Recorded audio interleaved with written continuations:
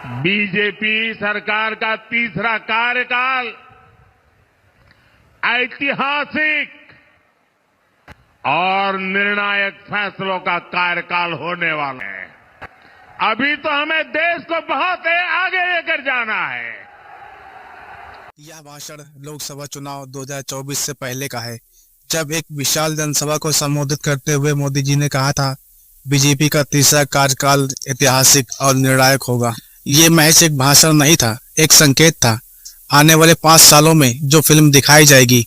15 अगस्त 2015 को लाल किले से देश को संबोधित करते हुए प्रधानमंत्री मोदी ने कहा था, हम अंग्रेजों की गुलामी की हर एक निशानी को मिटा देंगे। और आपको बता दें, प्रधानमंत्री मोदी की हर एक बात का गहरा मतलब होता है। समय आता है 2020 का, जब अंग्रेजों द्वारा बनाए गए सांसद को रिटायरमेंट करने की प्रक्रिया शुरू हो जाती है और इसके 3 साल बाद यानी 2023 में एक नई संसद बना के राष्ट्र को समर्पित किया जाता है।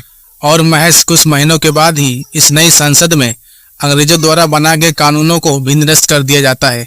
केंद्रीय गृह मंत्री अमित शाह ने अगस्त 2023 में इन 3 नए कानूनों को लोकसभा में पेश किया था, जो 1 जुलाई 2024 को पूरे भारत में लागू हो गए हैं। इन कठोर कानूनों को सुन अपराधियों के हाथ पैर फूलने लगे हैं। कानून इतने कठोर है कि कोई भी अपराधी बलात्कार करने से पहले 100 बार सोचेगा। कानूनों में बदलाव आने से लोगों का महिलाओं के प्रति नजरिया बदलेगा। वहीं लफ्ज़ियात फैलाने वाले धर्म विशेष की सांसें अब फूलने लगी हैं। आतंकवाद के रास्ते पर चलने वाले हैवानों को भटका हुआ बताकर राजनीति करने वाले अब मोदी मोदी कह गिड़गिड़ाने लगे हैं। वहीं तीनों कानून लागू होने के बाद देश में अपराधों की संख्या में कमी आएगी और भारत अहिंसा और सनातन के रास्ते पे फिर से चल पड़ेगा। आम लोगों ने तो इस बदलाव की सराहना की है, वहीं इसके उल्टे कुछ लोगों में तो विरोध के स्वर भी दिखाई पड़ रहे हैं। वकीलों ने तो इसका विरोध करना भी शुरू कर दिया है।